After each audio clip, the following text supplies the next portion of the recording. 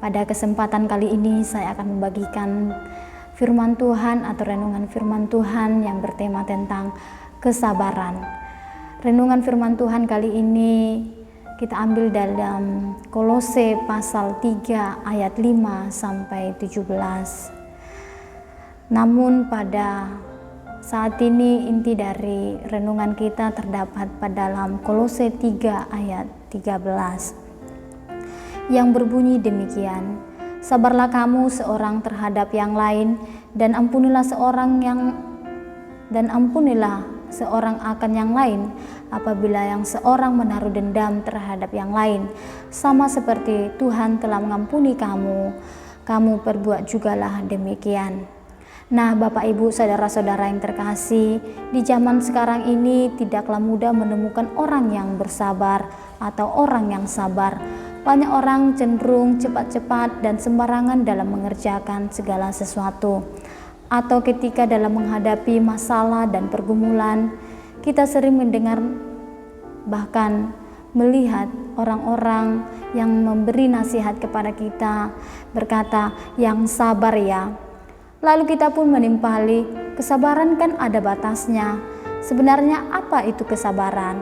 Nah, Bapak Ibu, kesabaran adalah ketenangan hati dalam menghadapi cobaan, kesabaran lawan dari kemarahan yang tidak pada tempatnya, kemampuan untuk menahan diri dalam menghadapi situasi-situasi sulit, sifat tenang, tabah, tidak tergesa-gesa atau terburu nafsu. Ketika orang lain marah, menyakiti atau berbuat jahat kepada kita, tanpa pikir panjang kita ingin segera mendapat dan atau membalasnya atau ingin menamparnya. Apa bedanya kita dengan orang dunia jika kita demikian? Sebagai orang Kristen atau orang-orang yang percaya kepada Kristus Yesus, kita dituntut untuk memiliki kesabaran dan saling bersabar satu dengan yang lainnya, sebab kesabaran adalah bagian dari kasih, dan kekristenan itu identik dengan kata kasih. Tertulis, kasih itu sabar, kasih itu murah hati, ia tidak cemburu, ia tidak memegahkan diri dan tidak sombong. Dapat kita baca dalam 1 Korintus 13 ayat 4.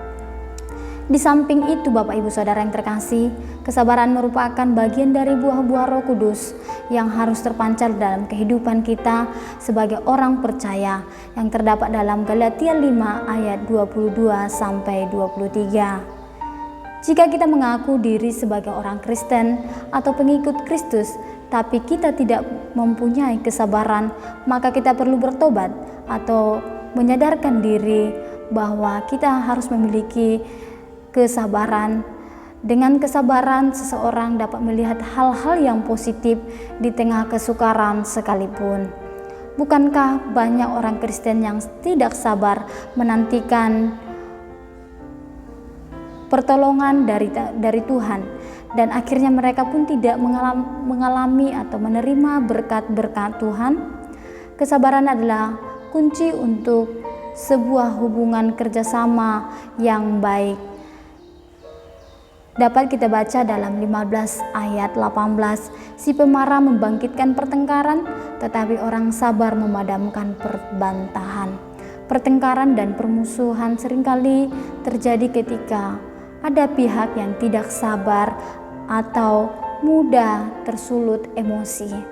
Oleh karena itu, jika amarah penguasa menimpa engkau, janganlah meninggalkan tempatmu, karena kesabaran mencegah kesalahan besar.